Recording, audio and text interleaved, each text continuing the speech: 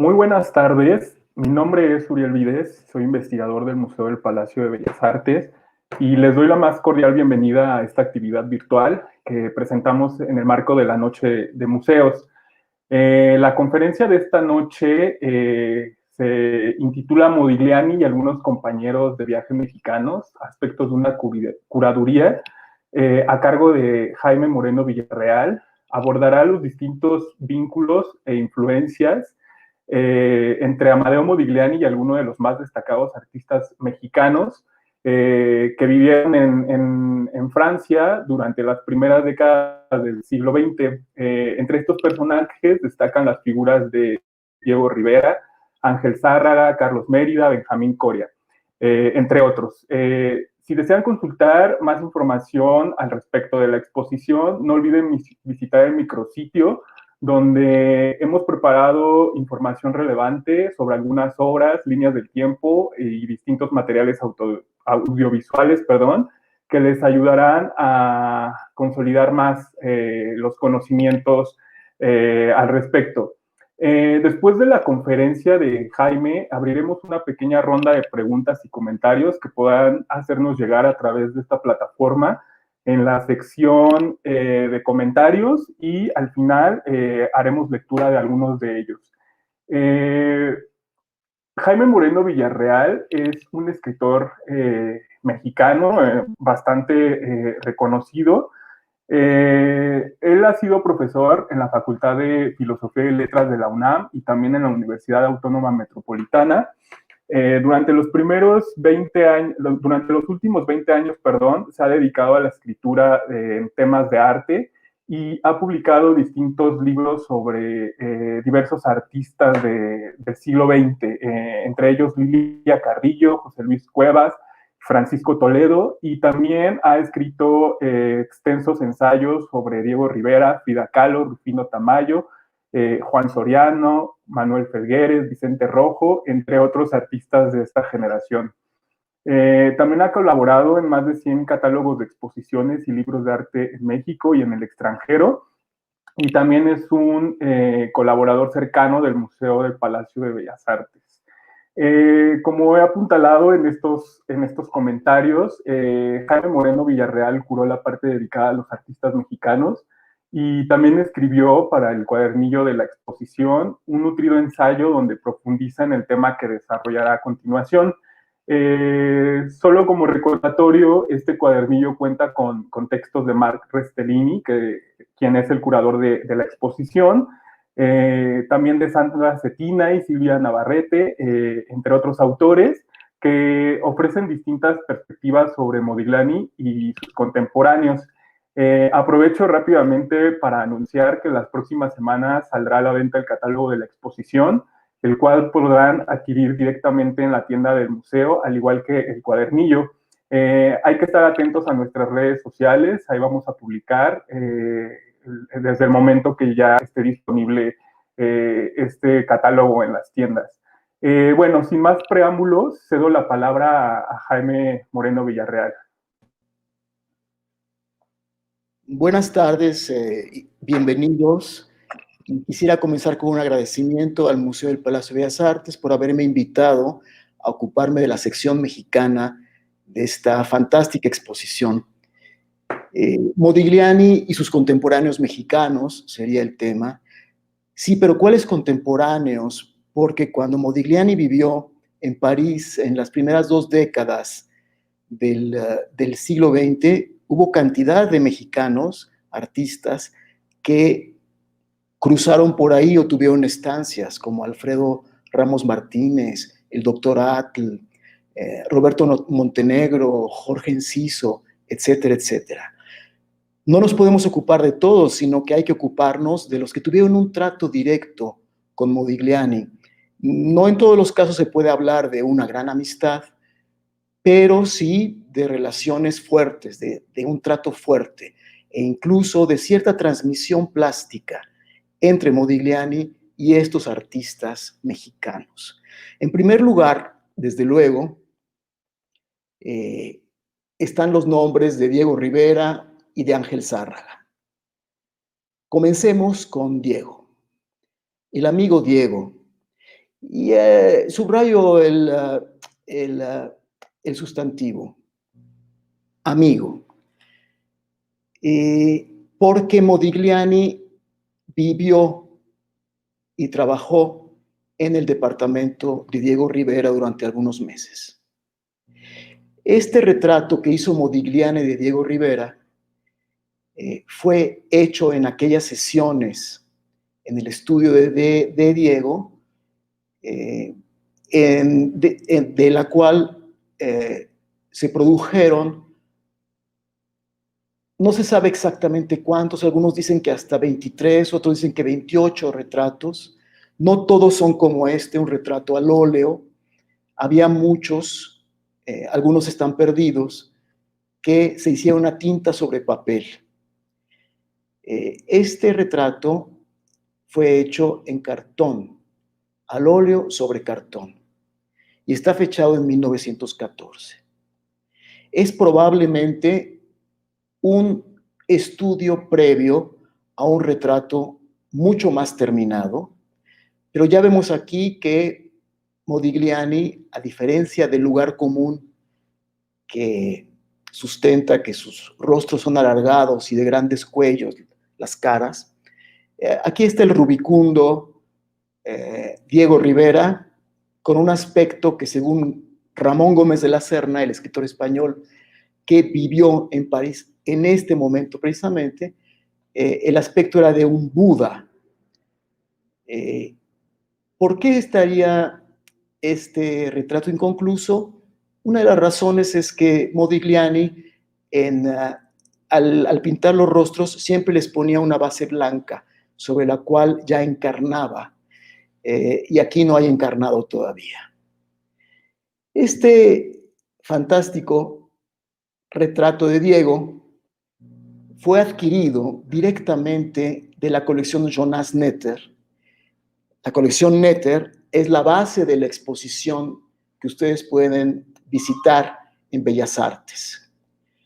Este cuadro fue adquirido en 1953 por el museo de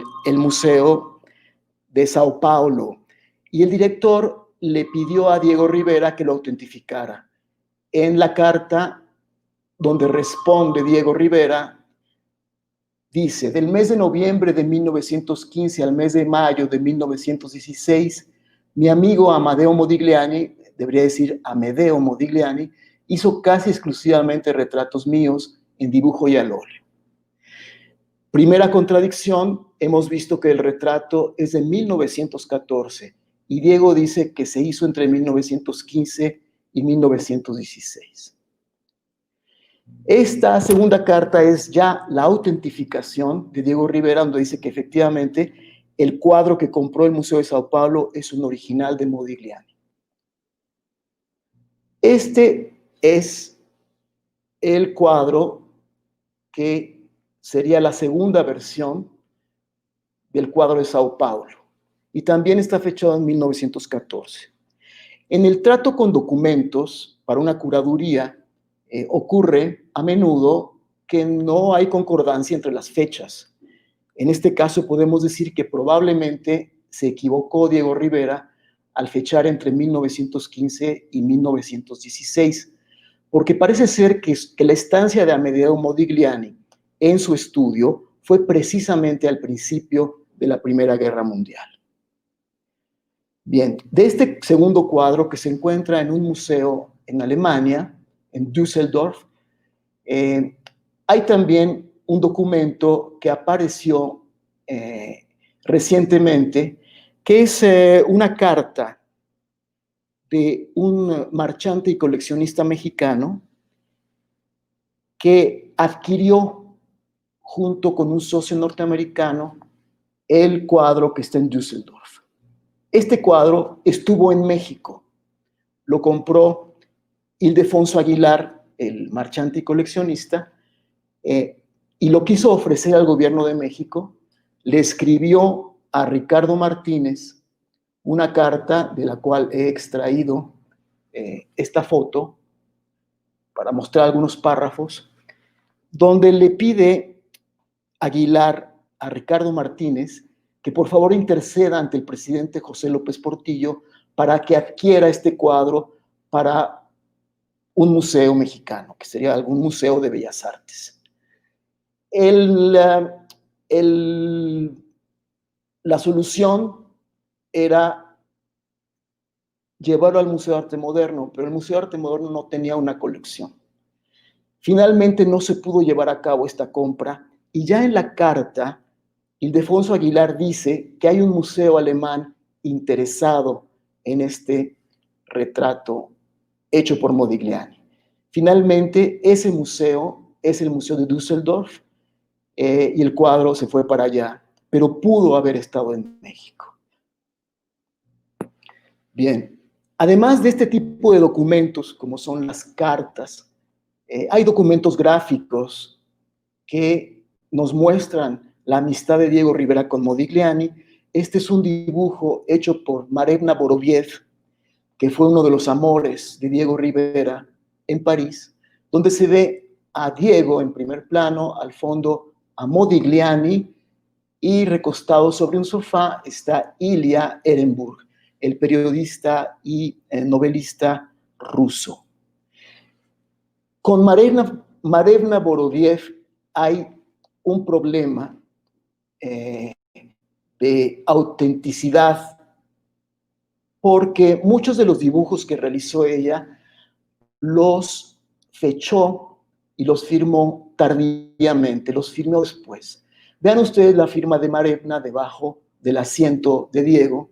Dice Marevna 1916, pero esta firma y fecha fue añadida algún tiempo después y por lo tanto en algunos de sus dibujos, que son decenas, se ha puesto en duda la fecha, e incluso que los haya hecho en ese momento, sino que son dibujos posteriores.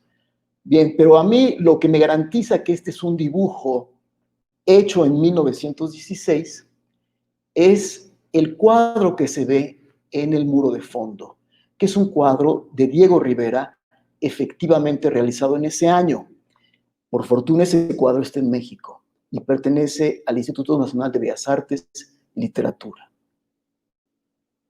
Es el retrato de Berthe Kreutzer de 1916. Esto me ayuda a afirmar que efectivamente Marevna hizo en ese momento esta representación donde aparecen los tres amigos. Bien, de la relación de Diego con Modigliani se podría discutir que en esta obra cubista hay un cuello muy largo al estilo de Modigliani. Bien, sin embargo, no hay que irse con la idea de que Diego imitó por principio esos cuellos largos, porque Diego ya pintaba cuellos largos desde antes de llegar a París y los empezó a usar cuando vivía en España por derivación de la pintura del Greco. Muchos de los cuadros que pintó en España en la década del 10 llevan esos cuellos largos. Sin embargo, este cuello tan abstracto sí nos permite hermanarlo con Modigliani también por la cabeza, porque la cabeza probablemente está inspirada en las máscaras Luba del Congo, que inspiraron mucho a Modigliani, y que son máscaras femeninas de cuerpo redondeado. Que Diego y Modigliani compartían el gusto por las máscaras africanas, esto lo testimonia Marevna también en sus dos libros de memorias. Marevna fue retratada por Diego Rivera y recuerda que al hacer sus retratos, Diego recurrió a una abstracción de las máscaras africanas. Este es uno de los retratos de Marevna, donde Diego usa un trapecio invertido, como el de ciertas máscaras que veremos más adelante en el curso de esta conferencia. Bien, esto nos lleva al tema de las tipologías, que es un aspecto que los pintores mexicanos compartieron con la pintura de Modigliani. Para empezar, los rostros alargados típicos de Modigliani, que nosotros vemos en sus retratos pictóricos, vienen de la escultura. Él fue escultor antes que pintor y trasladó esta tipología de los rostros de la escultura a la pintura. Esta es una de las últimas esculturas que realizó Amedeo Modigliani antes de virar a ser pintor. ¿Por qué dejó la escultura Modigliani? La explicación es muy simple. Él desde muy joven sufrió tuberculosis. Trabajar la piedra le hacía tener muchísimo contacto con el polvo y eso le afectaba a los pulmones. Y por eso decidió abandonar la escultura y dedicarse a la pintura.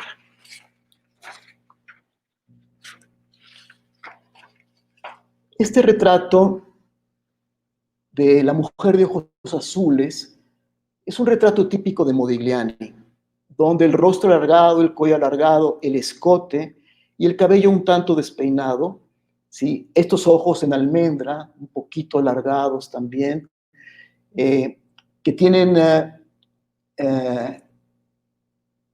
iris pero no pupila, en algunos casos ni siquiera tienen iris, sino que solo tienen plastas de color, es típicamente modiglianesco. Bien, esta suerte de tipología o de horma aparece en un cuadro del mexicano Ángel Zárraga, que está en la exposición del Museo del Palacio de Bellas Artes. Este cuadro que se llama La Poetisa de 1917. Vean ustedes la figura de fondo, la figura silueteada, es típicamente Modigliani. El cabello con un mechón desprendido, el cuello largo, el escote amplio. ¿Tiene algo que ver este cuadro con la vida de Modigliani? Probablemente sí. ¿Quién es la poetisa? Vemos que sobre la mesa hay instrumentos de escritura, hay una pluma, hay un tintero, hay papel, hay libros. Y si ustedes ven el libro que está a la izquierda, en el fondo aparece un cuerpo sólido, curvado. Debe tratarse, muy probablemente, de una paleta de pintor. Zárraga era un pintor que en este tiempo le gustaba mucho hacer pinturas enigmáticas, es decir, pinturas que se prestaban mucho a la interpretación. Y esto lo vamos a ver a lo largo de la conferencia. Esa paleta puede ser una referencia, una segunda referencia a su amigo italiano. Y eso nos llevaría quizás a identificar a la poetisa, porque en esos años Modigliani tuvo un amor loco, un amor pasional con la poeta inglesa Beatrice Hastings, probablemente en referencia a ese amor es que Ángel Zárraga hizo La Poetisa. Este es un retrato de Modigliani y el sujeto del retrato es precisamente su amor loco, Beatrice Hastings, de 1916, un año antes del cuadro que hemos visto de Zárraga. Bien, otro aspecto de las tipologías. Este cuadro, que es ya del 18, muestra a Jeanne Buterne, que fue la mujer de Modigliani, con quien tuvo una hija de nombre Jeanne Modigliani. La muestra con algunos meses de embarazo, como es evidente. Bien, Modigliani era un pintor muy culto, había visto mucha pintura y seguía viendo en Francia, en sus visitas al Louvre sobre todo. Pero tenía una educación formal en la tradición italiana. y también un interés por el arte antiguo, el arte micénico, el arte etrusco, el arte egipcio y luego por el arte africano. En un parpadeo podemos reconocer que aquí hay al trasluz la presencia de una pieza conocidísima del arte egipcio. Vean ustedes el cuello de esta preciosa estatua de Nefertiti, que data de 1345 a.C. y que está tallada en piedra. Recordemos que Modigliani tallaba en piedra. Véase el cuello de Nefertiti y el cuello de la mujer de Modigliani. Quien se dio cuenta de esto muy pronto, de esta relación con Nefertiti, fue muy probablemente que se dio cuenta Carlos Mérida. Carlos Mérida, otro de nuestros pintores, nacido en Guatemala, pero también mexicano, conoció a Modigliani, fue su alumno. Para muchos va a ser sorprendente que Modigliani haya dado clases, pero uno de sus alumnos fue Carlos Mérida, quien lo estimó muchísimo. Carlos Mérida se dio cuenta de esta transmisión plástica que había entre Tutmosis, sabemos el nombre de este escultor egipcio, y Amedeo Modigliani.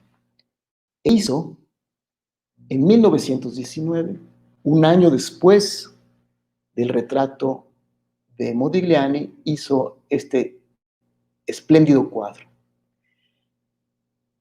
Es notable que él era consciente de esa transmisión plástica porque llamó a su cuadro la princesita de Istankiki, haciendo referencia a la reina Nefertiti, desde luego, y tomando de la tiara que cubre la cabeza de Nefertiti elementos decorativos para hacer la diadema de su princesita guatemalteca.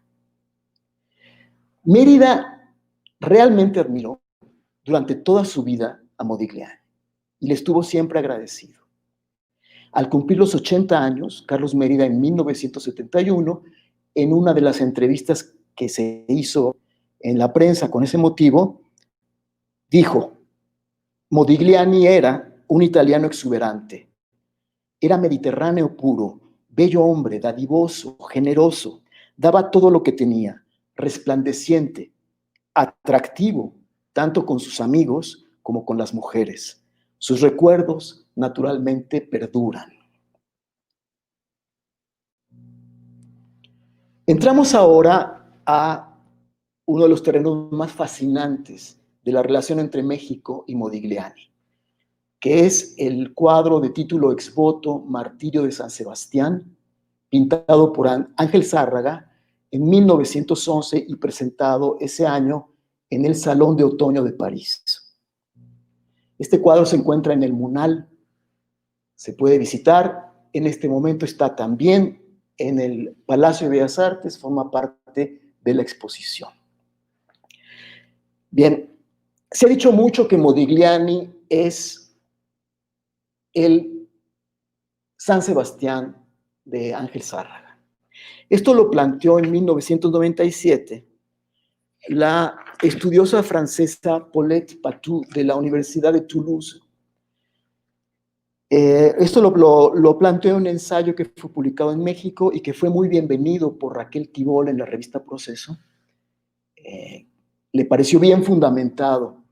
Desgraciadamente, Paulette Patou no da ni una argumentación ni una fuente que nos permite establecer que en efecto se trata de Modigliani. En palabras que cito textuales de Patou, Modigliani prestó su romántica belleza a la figura del santo. Bien, cuando Marc Restellini, el curador francés de la muestra de Bellas Artes, vio este cuadro, me dijo: sí, es Modigliani.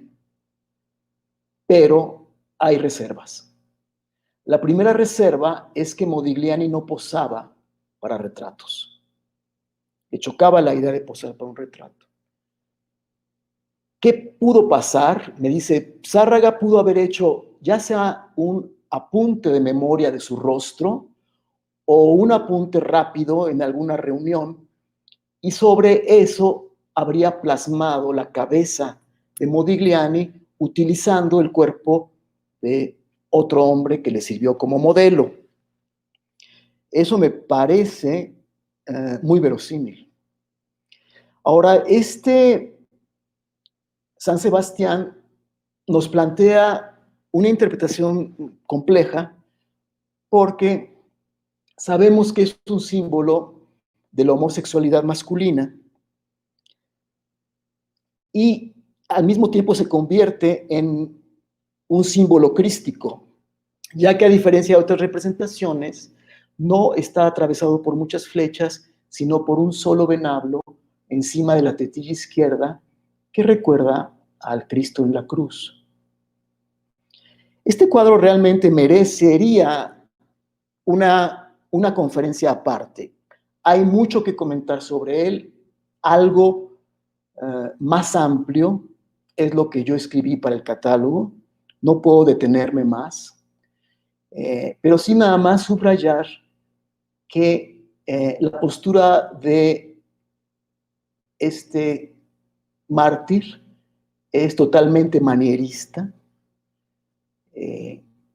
y la cercanía de esta mujer arrodillada como una beata a su lado causó gran escándalo en el Salón de 1911, en el Salón de Otoño, porque estaba su mirada o su cabeza muy cerca de la cadera y del sexo del santo. Bien. Para tratar de verificar si se trata realmente de Modigliani, encontramos en esta novela, que fue escrita en 1923-24 por el crítico de arte Georges Michel, una imagen muy importante. Esta novela, que habla sobre la vida de los artistas en Montparnasse, tiene como personaje principal a un alter ego de Modigliani. En lugar de Modi, como le decían sus amigos, se convierte en Modruyo, que es el protagonista de la novela. Aquí vemos en la portada, evidentemente sentado en la Rotonde, ese café famoso, a Fujita. Y para esta edición, que fue la de 1929, el autor le pidió a los artistas de Montparnasse, llamados los Montparnasse, que ilustraran la novela. Y esta es la ilustración que hizo Ángel Zárraga. Ángel Zárraga aparece en un capítulo con su nombre en castellano, aparece en un capítulo conversando con Modigliani una noche antes de la muerte del pintor italiano. Este dibujo en homenaje al amigo muerto cambia la figura de la beata por la representación de la Marianne francesa con su gorro frigio. De algún modo, la República Francesa le rinde una oración al artista sacrificado. La firma de Zárraga está al pie. Al fondo se ve un cerro, un monte, con la leyenda Parnaso, y se asoma un individuo, y ese individuo es Ángel Zárraga. Aquí una foto contemporánea de los años 20 de Ángel Zárraga con su mamá.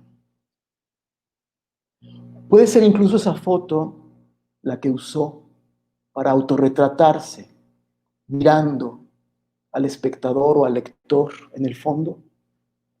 Este autorretrato hermana aún más a Ángel Zárraga con Modigliani y de algún modo nos lleva a convencernos de que efectivamente su San Sebastián es Modigliani. Ahora bien, Ángel Zárraga hizo una segunda versión de este cuadro antes de hacer el dibujo para la novela. Esa segunda versión la hizo para conservarla él, pensando que alguien iba a comprar o que ya había comprado la gran tela del San Sebastián. Es notable que en esta segunda versión, que es de formato mediano, la figura de Modigliani aparece muy feminizada. Vean ustedes la cadera.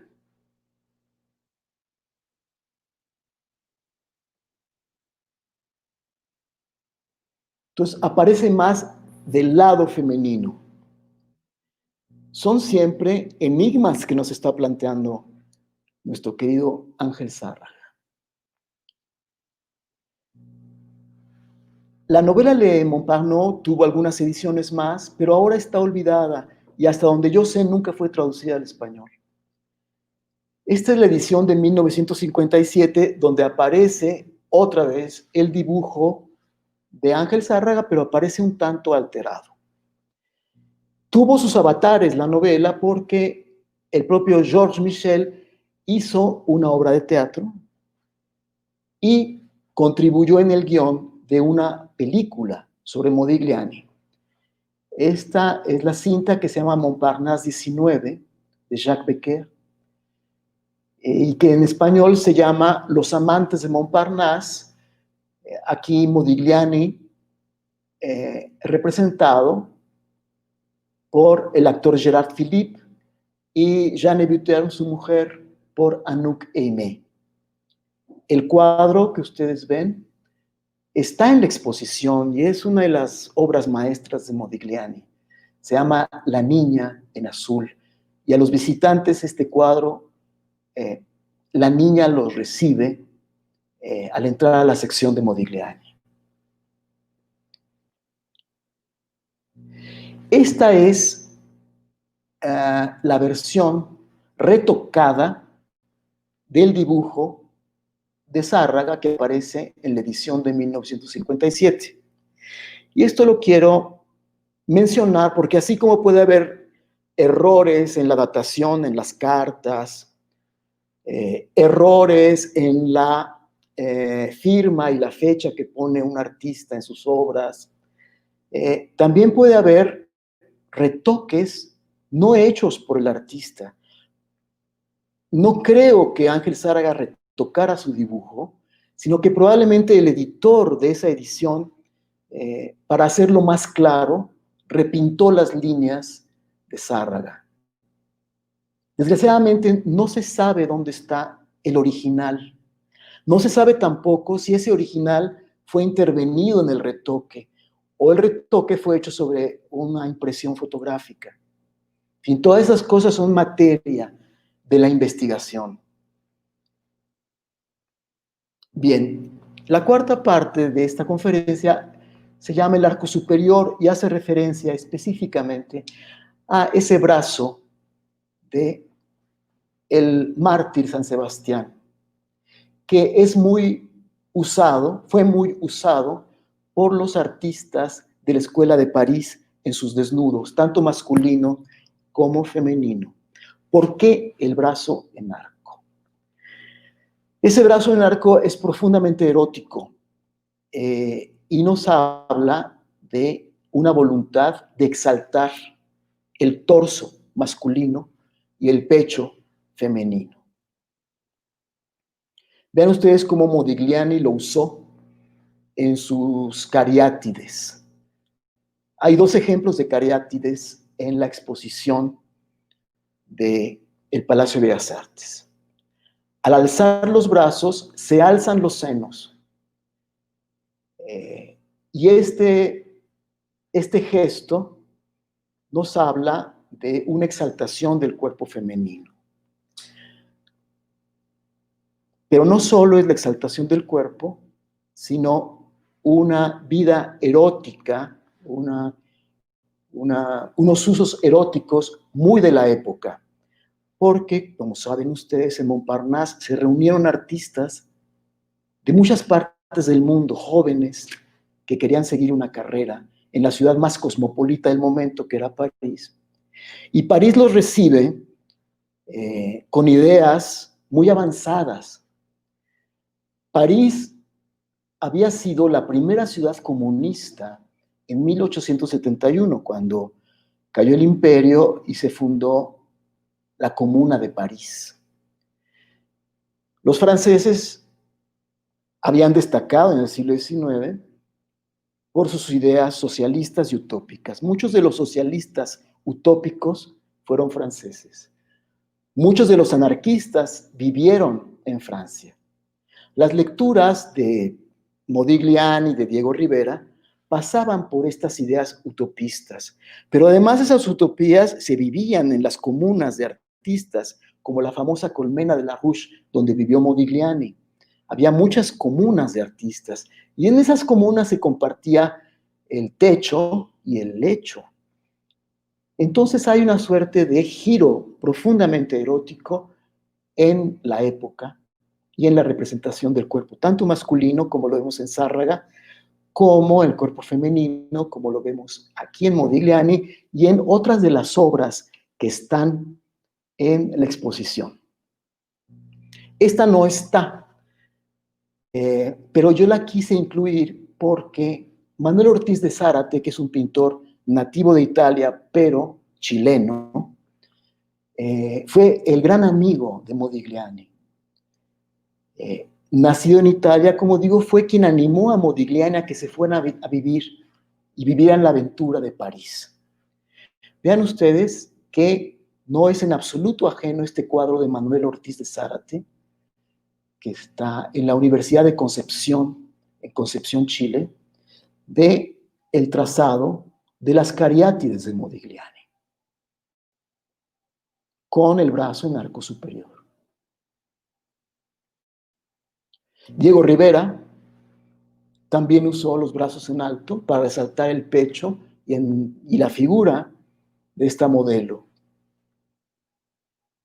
Zárraga, un poco más recatado en su trato de la figura femenina, también lo usó. Aquí Modigliani totalmente desplegado en uno de estos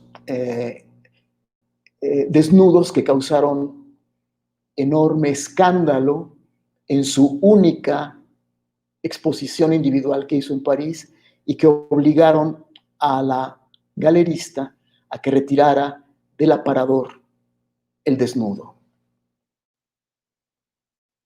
Y aquí un desnudo también con el brazo en arco superior del mexicano Benjamín Coria. Aquí abro un paréntesis para recomendarle a todo el público que vea la conferencia que el maestro Luis Ríos Caso dio en esta serie de conferencias que estamos haciendo con motivo de la exposición sobre este pintor nativo de Orizaba, Veracruz, y que fue gran amigo de Modigliani. Compartió también estudio con Modigliani. Él nos da muchísima información nueva e importante sobre este pintor que esperemos ahora pase a formar parte del canon de la pintura mexicana. Bien, hablando de tipologías, detengámonos un momento en las máscaras africanas. Las máscaras de tipo Fang, que pertenecen a esta etnia Fang, que se distribuye en los territorios de Guinea Ecuatorial, Camerún y Gabón, muestra un origen tipológico de los retratos de Modigliani. Frente abombada, grandes arcos superciliares, ojos pequeños en almendra, nariz muy larga, boca pequeña y de algún modo un esquema geométrico triangular invertido. Esto no quiere decir que Modigliani imitara, sino que más bien abstraía de las máscaras Fang, primero su escultura y luego su pintura. Modigliani no solo hizo rostros largos, en este caso hay un rostro redondeado, pero que también puede relacionarse con las máscaras africanas, las máscaras Luba, que serían semejantes a las del retrato de Berthe Critoser que ya revisamos. Pero en Diego Rivera, el uso de la máscara Fang se vuelve un poco más complejo. Vean ustedes, aquí está una máscara de fondo, o se trasluce una máscara, ¿sí? Con una frente abombada, pero aquí es la cabeza de una botella, con una boca, con una oreja y la geometría de, ya no de un triángulo invertido, sino más bien un trapecio invertido. Y lo notable, la audacia de Diego, es llevar la máscara a una naturaleza muerta, ya no a un rostro. Este es un cuadro de 1914, precisamente el año en que estaba en contacto con Modigliani en su propio estudio. Pero Diego llevó también a los retratos las máscaras Fang. Aquí otra vez vemos un trapecio invertido, una nariz larga, una boca breve, pero Diego ya inventa más en la conformación de los ojos y pone un elemento que podríamos confundir con una oreja bastante desprendido de ese rostro. Este es un estudio previo de un famoso cuadro, que es el del fusilero marino, que está en la exposición, acompañado por este boceto. Vean una máscara Fang de tipo artesanal, con las mismas características, ¿no? Totalmente triangular, con la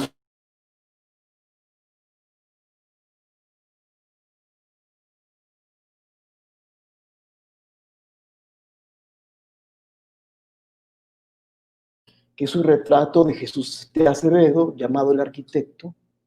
Vean ustedes cómo en el centro hay precisamente ese trapecio invertido. Y cómo compone Diego a partir del trapecio, ya muy inventivamente, los ojos, la nariz, la boca, el cabello, la oreja de nuevo desprendida, ahora como si fuera un magnetófono, no un magnetófono, sino un cucurucho, ¿verdad?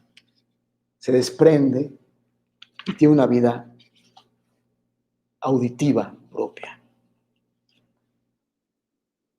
Bien, nos acercamos ya al final de la conferencia, y esta parte la he denominado el atribulado, porque cuando uno ve las fotos de Modigliani, en general ve a un tipo de muy buena presencia, de mucha compostura, un tipo muy atractivo efectivamente, como dice Carlos Mérida, un hombre generoso y con una catadura generosa. Pero Modigliani era un hombre melancólico, que sufría mucho la mortificación.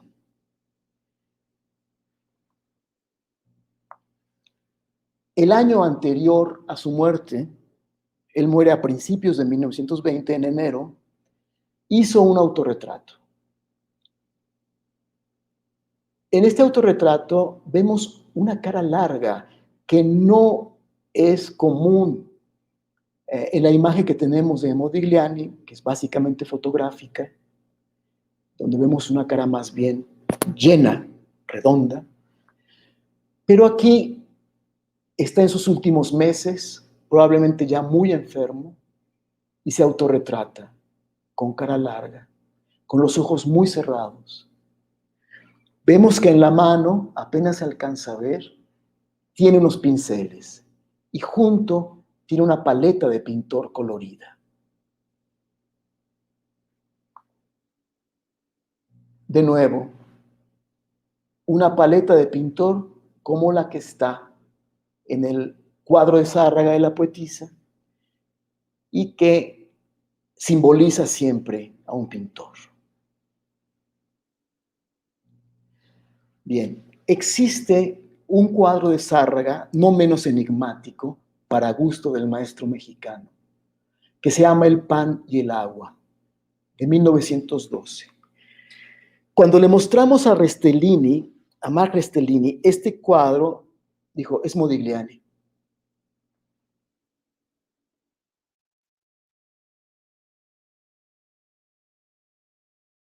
Ángel Zárraga lo habría pintado también con la cara larga. El primero que sugirió que el protagonista de este cuadro podía ser Amedeo Modigliani fue el doctor Fausto Ramírez del Instituto de Investigaciones Estéticas de la UNAM, en una nota a pie de página donde comentaba también la posibilidad de que el San Sebastián fuera Modigliani. Cosa a investigar. Pues bien, yo me doy a la tarea de interpretar este cuadro para favorecer la hipótesis de que se trata de Modigliani. Tenemos aquí a un pintor frente a su lienzo trabajando, al cual se acercan dos figuras femeninas que le ofrecen agua y pan. Es decir, le ofrecen los medios más elementales de sustento. Pero él parece más ocupado en su lienzo y no tanto en proveerse de vituallas. El título podría provenir de una expresión francesa, que es una expresión católica que expresa mortificación. Être au pain et à l'eau, estar a pan y agua. ¿Sí? Alguien que está muy mortificado está a pan y agua. De ahí habría sacado Zárraga el título de su cuadro. Hay otros elementos que tenemos que tomar en cuenta, no solo el que se niega a recibir el pan y el agua, sino que sobre la mesa hay alimento y al fondo de esa terraza se ve un paisaje. Pues bien, para reforzar la idea de que se trata de Modigliani, es importante subrayar que durante toda su vida Modigliani se negó a pintar naturalezas muertas, como la que está en la mesa, y paisajes, como el que está al fondo. La razón que daba es que eran géneros para pintores mercachifles, para pintores que querían vender. Él tenía una ética muy peculiar, o sea que jamás él pintaría para ganar dinero. Sin embargo, se veía obligado a comerciar sus dibujos en los cafés a cambio de una copa o de una cena. Vemos que Modigliani no se ocupa mucho del agua y el pan, ni tampoco del paisaje y la naturaleza muerta. Y tiene una cara contrita. Sería un pintor mortificado, que está a pan y agua.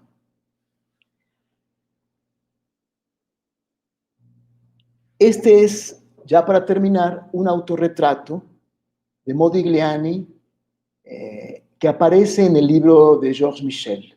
Este también debe ser un retrato tardío. Ya en los últimos años de su vida, o en el último año realmente, en 1919, Modigliani pintó algunos paisajes.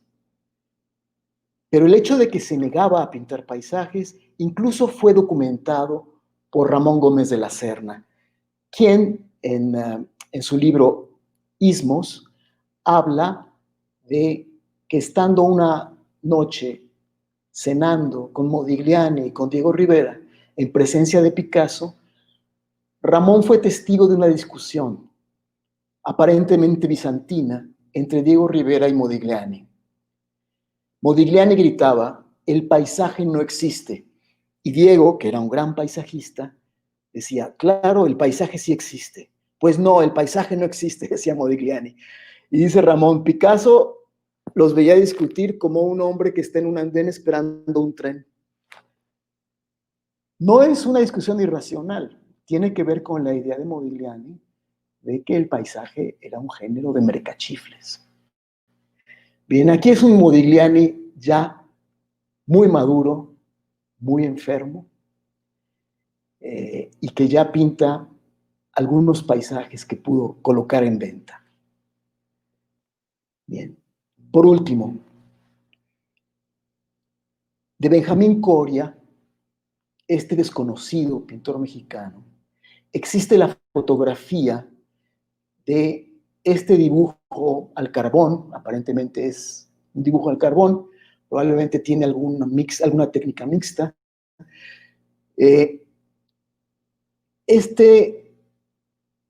Este retrato es simplemente un retrato de hombre sin fecha. Se halla la fotografía en la Biblioteca de las Artes, en el Centro Nacional de las Artes. La pregunta es, ¿reconocemos al personaje? ¿Lo hemos visto? Coria lo dibujó para el encuentro en el futuro de alguien que reconociera a su amigo italiano. Con esta pregunta los dejo. No me voy porque espero sus comentarios y preguntas. Pero aquí termina esta conferencia. Muchas gracias.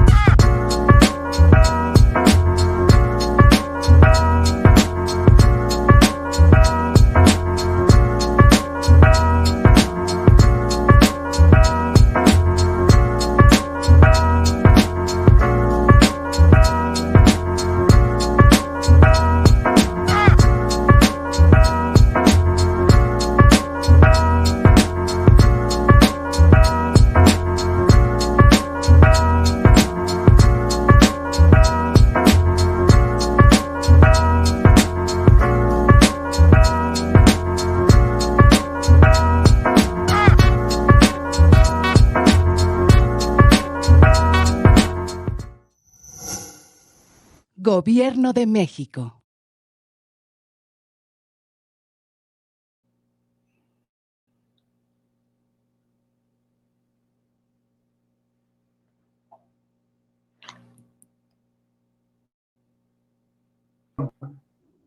Una disculpa, tenía desactivado el micrófono. Te agradecía, Jaime, por tu brillante exposición. Realmente la disfruté mucho. Estoy segurísimo que el público también ya ha estado revisando algunos comentarios. Fue una exposición muy nutritiva, o sea, realmente llena de detalles, de anécdotas. Solo quisiera hacer algunos comentarios, digamos, para cerrar. La exposición de Jaime, pues no solo señaló los vínculos entre Modigliani y sus amigos mexicanos, sino también la llamada transmisión plástica, que es un término que utiliza Jaime, que me parece muy atinado, que se expresó a través de distintas tipologías, ¿no? Esto es bastante evidente, como Jaime lo mencionó, no solo en las máscaras fan, que está presente en los ejercicios de estos artistas mexicanos como Diego Rivera, que incursionaron en el cubismo, sino en el mismo Modigliani, pero también las referencias a la antigüedad clásica, ¿no?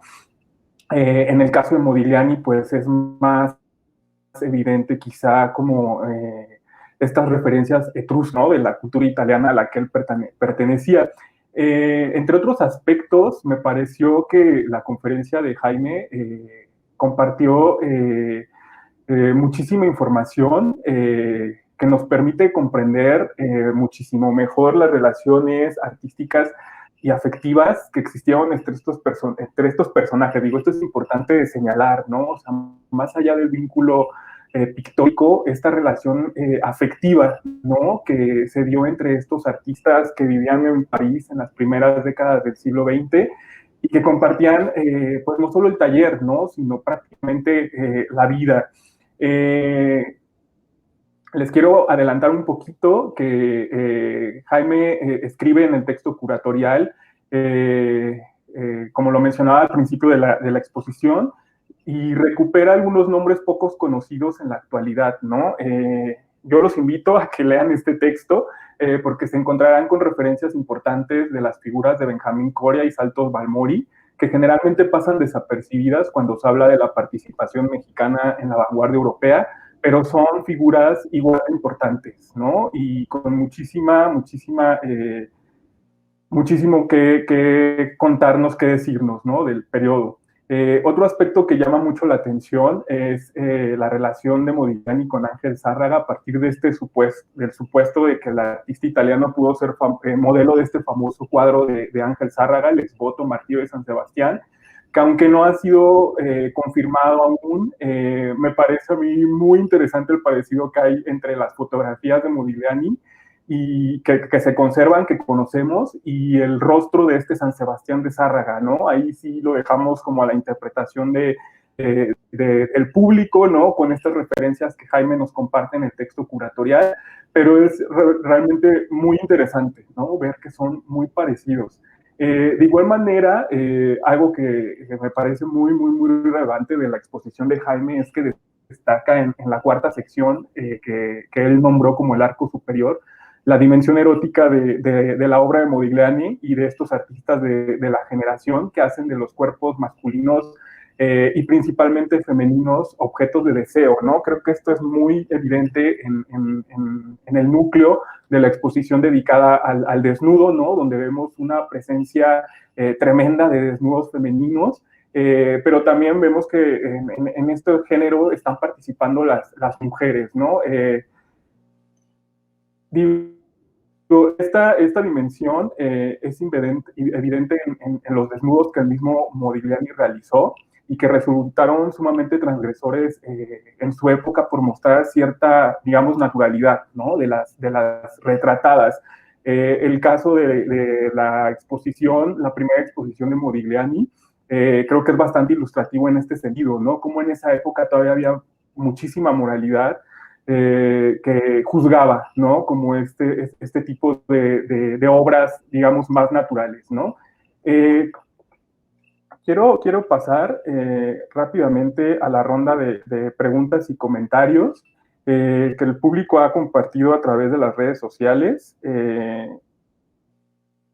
Parece que no tenemos preguntas, solamente felicitaciones.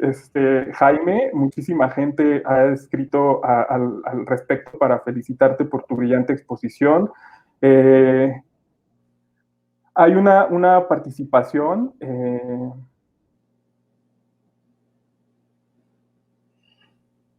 Si podrías, Jaime, mencionar una vez más dónde se encuentra la segunda versión del cuadro de Ángel Zárraga, del Exvoto a San Sebastián. Sería la primera. Sí. La segunda, mira, la primera está en el Munal. La segunda versión, yo no sé dónde se halla.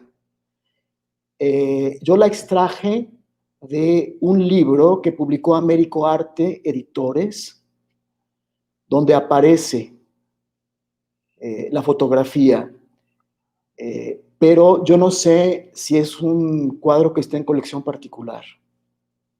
En ese libro no hay lista de obra, desgraciadamente.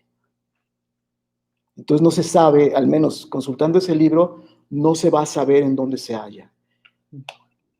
Qué terrible. ¿Me repites el nombre del libro, Jaime?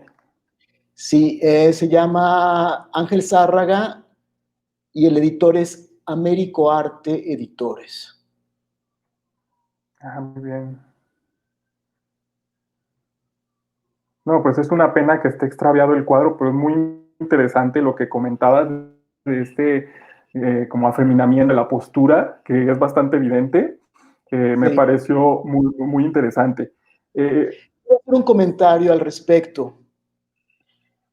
La cartela que pone en la esquina inferior derecha, en ambos cuadros, en ambos mártires, son cartelas diferentes. Y en ese segundo cuadro, el que no sabemos dónde está, pero eso no quiere decir que esté extraviado, ¿eh? Quizás en el Munal puedan saber dónde se halla ese cuadro. Pero en esa cartela, Zárraga dice que pide una disculpa al Señor, o sea, a Dios, por este cuadro penoso. Penoso puede leerse como un cuadro que fue muy laborioso de hacer o un cuadro que le da vergüenza. Es algo bien peculiar. Eso no lo dice el primer San Sebastián. Entonces, como que hay una pena probablemente por un deseo homosexual. Interesante. Claro. Bueno, pues será cosa de investigar, ¿no? A quien le interese más. Por conocer, sí. Claro, hay muchísimo más todavía. Jaime, pues en general tenemos muchísimas felicitaciones, tenemos varias preguntas, pero son más relacionadas con los horarios de atención y de venta de catálogo que mencionaré ahorita al final cuando ya estemos cerrando la exposición. Pero en general, muchísimos felicitaciones del público.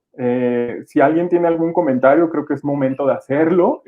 Si no, pues voy a tener que pasar ya a la parte final de la conferencia.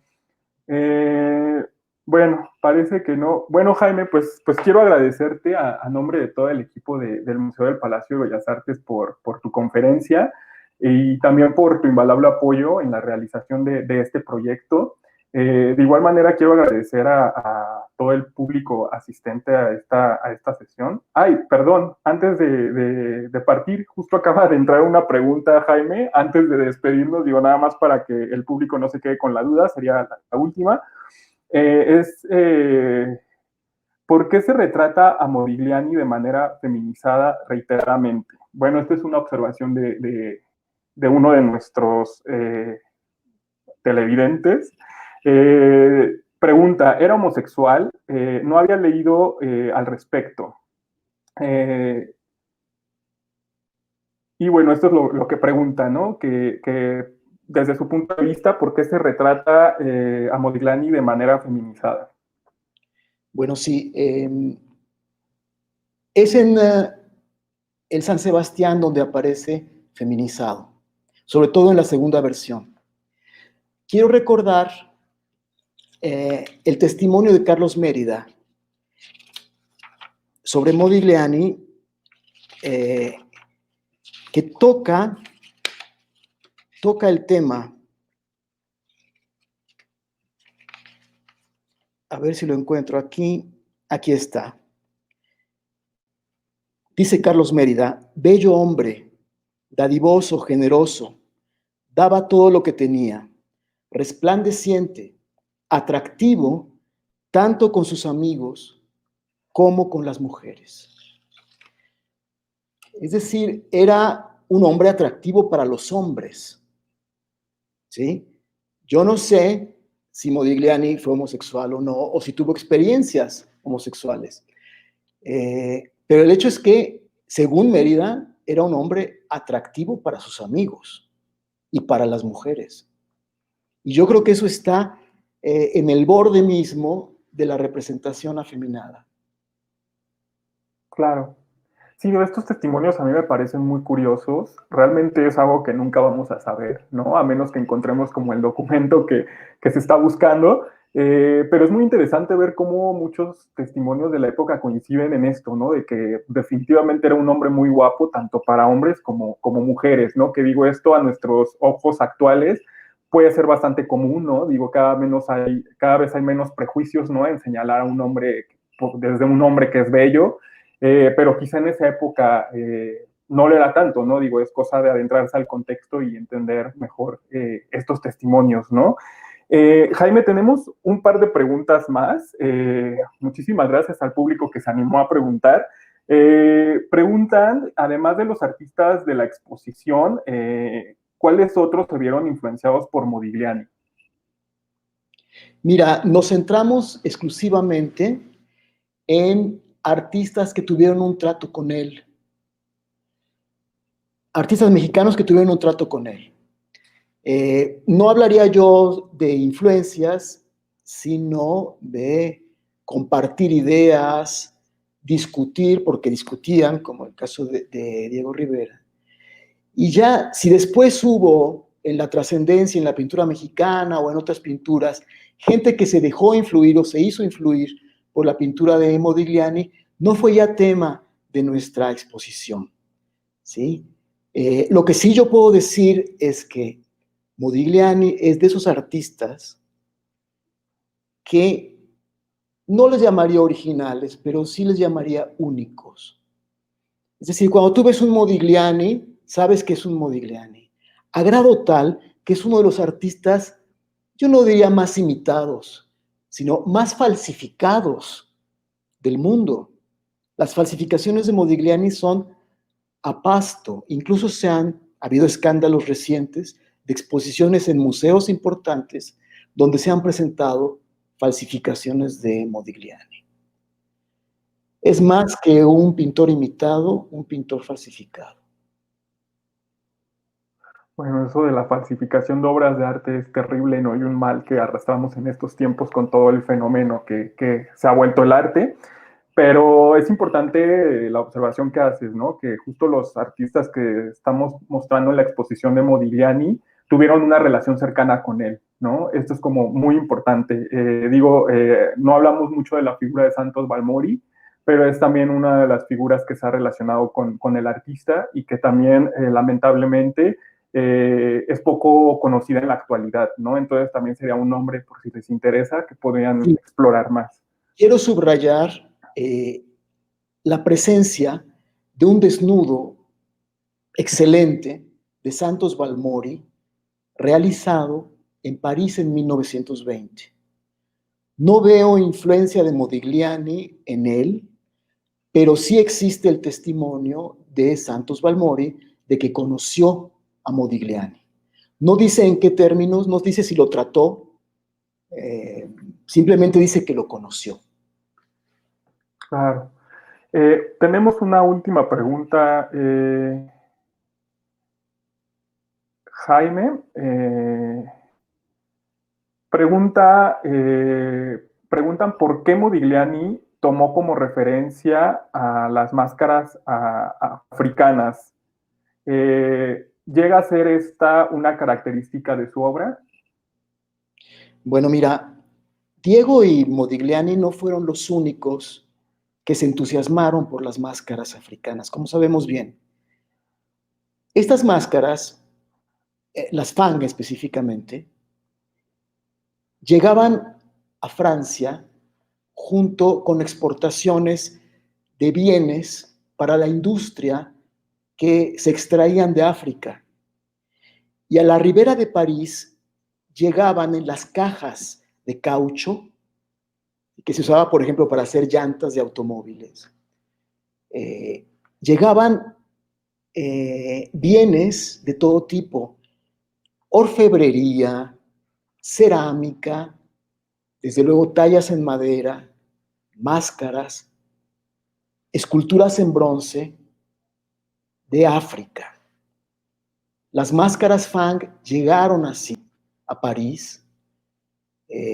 Y bueno, hay que subrayar que Francia era un país colonial y que tenía interés por hacerse de los objetos de las culturas de las diferentes etnias africanas, y tenía ya en esa época un museo dedicado a arte de sus colonias, específicamente en África y en Polinesia, pero también tenía piezas de arte amerindio, tenía piezas mexicanas. Sí, hay que recordar que arqueólogos franceses se llevaron piezas, sobre todo mayas. Bien, esto se reunió en el Museo Etnográfico del Trocadero, que estaba justo enfrente de la Torre Eiffel, donde ahora está el Museo del Hombre. Este museo es el antecedente del Museo del Hombre y del Museo de Quai Branly, donde se juntan todas las colecciones etnográficas. Bien, a estos museos, al de Trocadero, asistían los jóvenes pintores. Picasso fue un coleccionista de máscaras africanas. El que primero resaltó a las máscaras Fang fue André Derain, que está también representado en la exposición entre otros con un gran cuadro, el cuadro más grande, donde hay presencia de máscaras. Y bueno, Modigliani y Diego se prendieron con el tema, y Modigliani realmente se prendió con el tema de la estilización maravillosa de las máscaras funk. Claro. Jaime, tenemos una pregunta más. Esta sería la última. Nos preguntan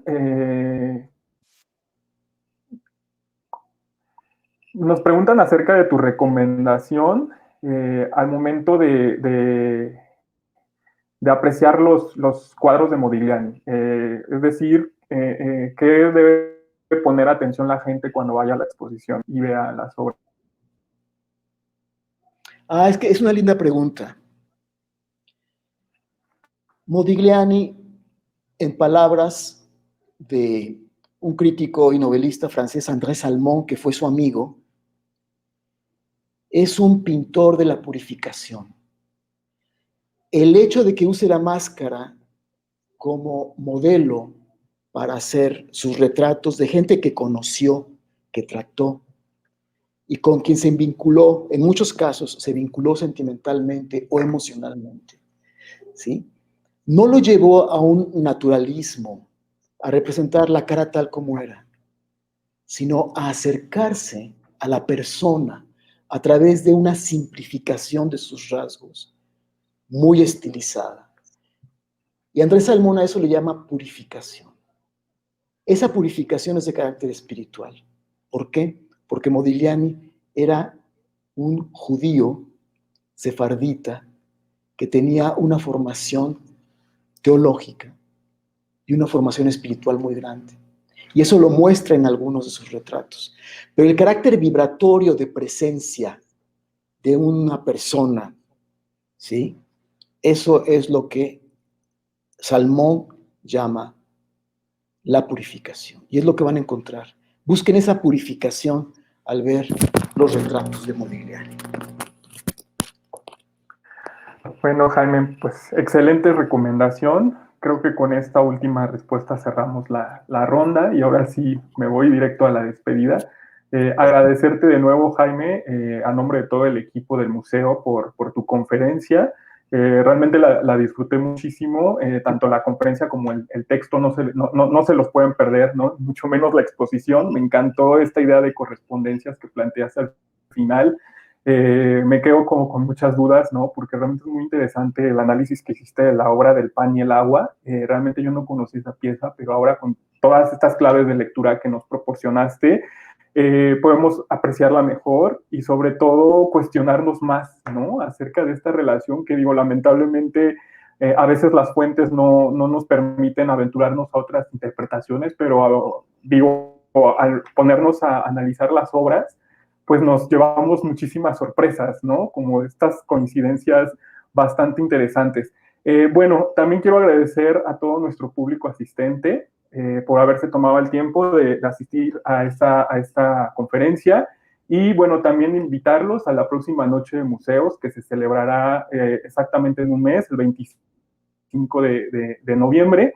En esta sesión, Silvia Navarrete explorará el tema de la pintura al aire libre, tanto en México como en Francia, también un tema bastante relevante. Y de nuevo, invitarlos a la exposición, no se la pierdan mientras el semáforo epidemiológico lo permita. La exposición estará abierta hasta diciembre. Nuestro horario de atención es de martes a domingo de 11 de la mañana a 17 horas a las 5 de la tarde. Preparen su visita, consulten nuestro protocolo sanitario en nuestra página web, pueden meterse a la página del museo, a nuestras redes sociales, y ahí encontrarán información al respecto, ¿no? Digamos, en términos generales, recomendaciones de visita, cuando entran al museo tienen que pasar por un protocolo sanitario, el acceso solamente se permite con cubrebocas, es decir, si no llevan cubrebocas, no pueden pasar y los cobros se están realizando solo en efectivo, ¿no? Esto es información que pueden considerar al momento de preparar su visita. Y bueno, por mi parte es todo. Muchísimas gracias a todos de nuevo. Muy buenas noches y hasta luego. Yo, Suriel. Adiós, Jaime.